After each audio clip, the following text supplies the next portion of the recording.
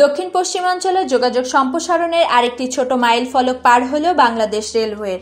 প্রায় এক বছর আগে ফরিদপুরের ভাঙ্গা স্টেশন থেকে পদ্মা সেতু পাড়ি দিয়ে মাওয়া এসেছিল প্রথম ট্রেন।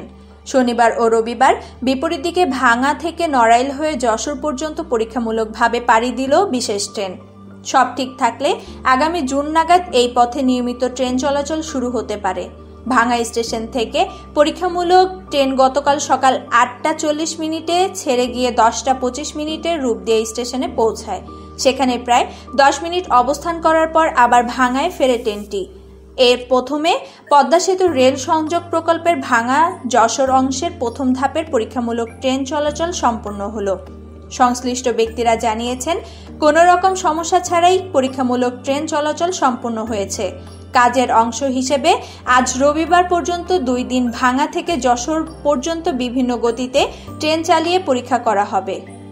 পরীক্ষামূলক ট্রেনের চালক আব্দুল মান্নান বলেন, কোথাও 80, কোথাও 60, কোথাও 45 কিলোমিটার বেগে চালিয়েছি। লাইন খুব মজবুত, কোথাও কোনো সমস্যা হয়নি।